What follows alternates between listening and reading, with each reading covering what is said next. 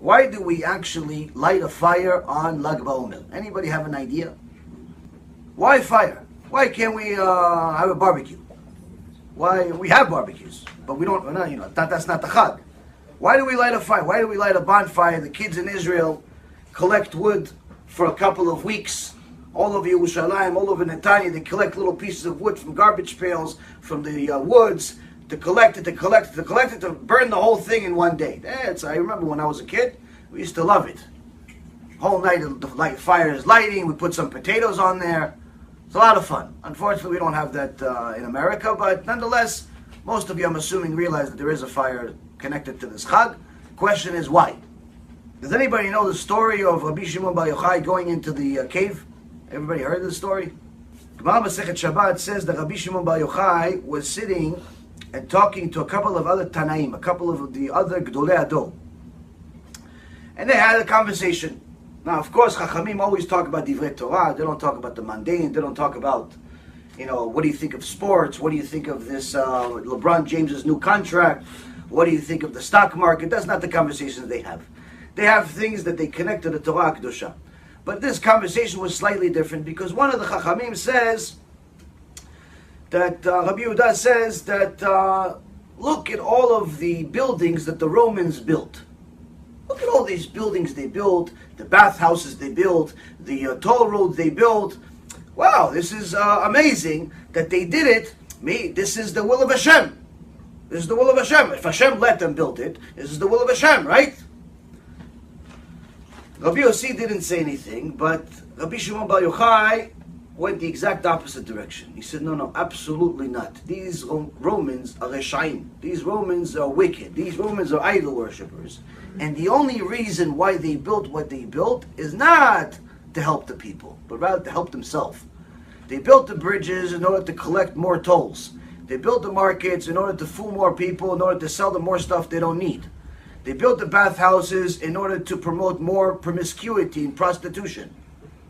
They built it for their own needs. They didn't build it for the people.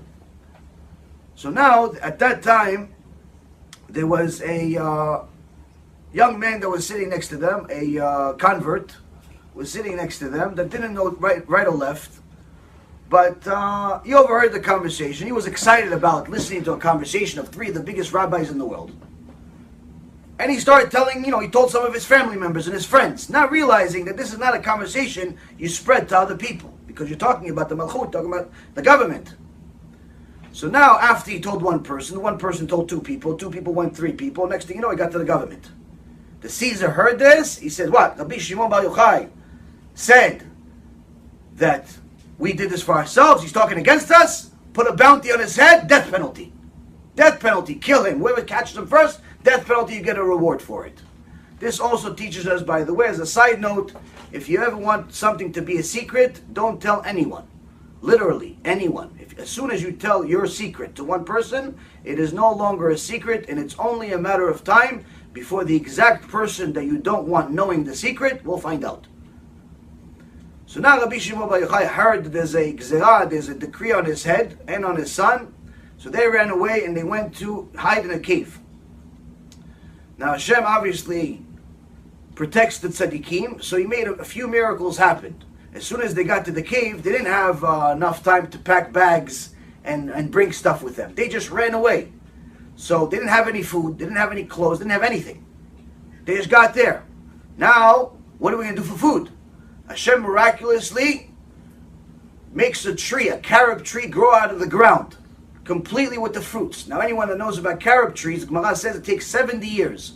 70 years for a carob tree to actually get to a point of bearing its fruit. This happened in 1 second. Ishtabach Shemolad, just like in Maaseh Bereshit, just like in the beginning of the world. Second thing is, for water, Hashem created a river out of thin air, out of nothing, just a river came right next to the cave. So it allows Rabbi Shimon Bar Yochai and his son to hide and learn Torah in peace.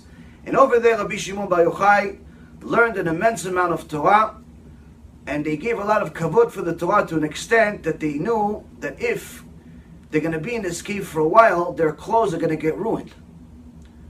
And since they don't have a second outfit, what they did is they made a big hole in the ground. They took off their clothes, went inside the hole, covered themselves in sand, And that way that they're covered, their privates are covered, their body is covered, and that way they can learn Torah all day, but without ruining their clothes. And anytime they had to pray, or it was Shabbat, they would come out of the hole and put their clothes on. That way the clothes would actually be long-lasting. Now, this obviously wasn't exactly the healthiest thing to do to their bodies, and later on when they came out of the cave, they had a lot of scars and bruises and damage and things of that nature, but the point being is that they knew how important it is to not only learn Torah, but also give kavod for the Torah. That's why I always tell people that if you're ever going to go to a shiur Torah, don't bother to go to the shiur Torah if you're going to play with your phone. Why? Because even if you listen to the shiur Torah, but you're actually desecrating the Torah by playing with your phone, you're making a sin at the same time that you're making a mitzvah. Meaning they both go in the garbage. So you're wasting your time. So the key is that Rabbi Shimon Bar Yochai knew, and he's teaching us that kavod for the Torah is even more important than the actual learning of Torah. And the reason why is because if you learn Torah without having kavod, without having honor for the Torah, your Torah is considered something we're not allowed to learn. We're not allowed to learn. Why? It's a Torah that's not from Shamayim. But if your Torah has kavod, then HaKadosh Baruch Hu will give you a healthy and beautiful Torah. That's why the Gemara in Masechet Moed Katan says that someone that's arrogant, he's not allowed to teach Torah. But if he teaches Torah, you're not allowed to listen to him. Why? Because this Torah cannot be from Shamayim. He's using his own logic. Because if he learned real Torah, he cannot be arrogant at the same time. The point being is that now after 12 years, Rabbi Shimon Bar Yochai and his son, Rabbi Elazar, came out of the cave. Day and night they've been learning Torah. They got to a completely different level. They were learning Torah with angels. They were learning different secrets of the Torah that are unbelievable. Things that literally happen in heaven. When they came out, they were on such a high level when they saw people, regular religious Jews. It wasn't like today that you have to look for religious Jews. There, everybody was religious. Once in a while you saw someone that was less religious. But they saw people, religious Jews, going to work, like a regular person's supposed to do. You know, you're going to learn, you're going to work, you're going to learn, you're going to work. You can't just learn, you can't just work. You have to do both, for most people. For Rabbi Shimon Bar Yochai, this was unacceptable. As soon as he saw religious Jews going to work, he said, how could these people waste even a moment that they're supposed to learn Torah chasing money? And because of his kedusha, those people went on fire. They went on fire. So a bat kol, a heavenly voice, came from Shamayim and said to Rabbi Shimon, hey, what are you trying to ruin my world? They're not on your level. You are different. Go back into the cave. Hashem commanded him and his son to go back into the cave. And they had to go back into the cave, and Hashem actually lowered their kedusha by a little bit in order for them to be able to deal with the world. So what do we learn from here? We learn that Rabbi Shimon Bar Yochai, his kedusha is fire, just like he was saying. But that's the reason why we actually light a fire on Lag BaOmer. Representation to us and a reminder for us that if we don't learn Torah, and Rabbi Shimon Bar Yochai was next to us, he'd light us on fire. That's why we light a fire. Meaning that if you're not learning Torah, and I'll answer your question in a second, if you're not learning Torah, Rabbi Shimon Bar Yochai is screaming at you from Shammai and says, what are you here for? Why are you in this world if you don't learn Torah? Okay, you want to work? Work. No problem working. But when are you going to learn? Oh, I'll learn, maybe once or twice a month. Once or twice a month? How are you going to fulfill the Torah learning once or twice a month? Okay, I'll learn once or twice a week. How are you going to fulfill your role in the world learning once or twice a week? Can you live eating only once or twice a week? No. Just like you have to eat every day, you have to learn Torah every day.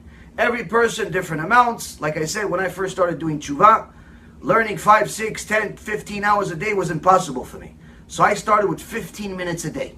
That's how I started. I made a rule for myself. Every day I'm going to learn 15 minutes. No matter what. Doesn't matter how busy I was, how big the contracts I was signing were, how many medical problems I had. Didn't make a difference. 15 minutes a day, commitment, that's what I'm going to do. Little by little, 15 minutes got to 20 minutes, and then 25 minutes, and 30 minutes, and so on and so forth. But the point is that every single Jew has to make a timla Torah. You have to make time to learn Torah, and the reason why is not just because of Lag BaOmer. The opposite. It's because HaKadosh Baruch Hu says that if you don't learn Torah every day, you cannot be resurrected with the dead. When Mashiach comes, he won't look at you in a very good way. Gan Eden, Gehenom. If you don't learn Torah, there's nothing for you to do in Gan Eden. You have to learn Torah every day. Every day. You can learn Shurim, watch it on YouTube. You can come to a shiur. You can learn from a book. Baruch Hashem, in this generation, we have many, many ways to learn Torah. But the point being is, we have to make ourselves some time for Torah every day. Chavud, question. In regards to when they went back in the cave, I heard that there's a shot in when they came out of the cave after the second time, after everything was burning around them. I heard that there was like a dove. They met a hunter around them, right? And there was a dove, like a bird in the sky. Good. And there was like a specific hidden message that was sent to them. I can't recall it, so I'm asking you if you could. Do you know exactly what that was about? The message from the dove? Yeah, like it wasn't necessarily specific to the Well, dove. I believe, no, that's before they came out. Yes, what happened is they saw the hunter, saw the hunter outside of the cave, and they saw that the hunter is able to get parnasah. So he says, if HaKadosh Baruch Hu is worrying for parnasah for this person, if HaKadosh Baruch Hu is protecting the life of this person, needless to say, he's going to protect us. He's going to protect our parnasah. He's going to protect our life. So obviously, it's time for us to leave. We don't have to be worried about the Caesar killing us. So as soon as they realized that HaKadosh Baruch Hu gives special protection to tzaddikim, Eliyahu Navi showed up and said, you got the point. Now it's time for you to leave. Now it's time for you guys to exit. Now it's time for you to go. But that was the first time they exited. The second time was just actually a semi-punishment. Semi-punishment to the tzaddikim, where they say, you're overly holy. Where do we learn from that? We learn that someone that's a gadol, someone that's big, someone that's significant, understands his own limitations. But someone that's even bigger than a gadol, someone that's a gadol among gdolim, even bigger, has to understand the limitations of the people. Not just his own, but everybody else. So HaKadosh Baruch Hu says, go, you're a gadol now. But you only understand your own limitations. And you can't stand these other people because they're not in your level. You have to go back to become even bigger. How? By understanding that they have limitations. They cannot learn Torah 24 hours a day like you. So that's why there's a Gemara in Masechet Brachot that has a debate between Rabbi Shimon Bar Yochai and Rabbi Ishmael, whether you're supposed to learn Torah 24 hours a day or not. Rabbi Ishmael says, no, you're supposed to learn and work. Rabbi Shimon Bar Yochai says, no, you're supposed to learn only. So what's the conclusion of the debate? Conclusion of the debate is, if you can learn all the times, that's what you should do. If you can't, because you don't have bitachon, you don't have confidence in Hashem is going to give you parnasah, or you simply don't have the capability to do it, then you should do a balance of work and learn. And the Rambam writes that how much should you learn versus how much you should work. As much as you work is how much you should learn. You work 8 hours a day, you should learn 8 hours a day. Alavai alenu, to learn, for most people to learn an hour a day. But the point is, that's technically what we're supposed to do.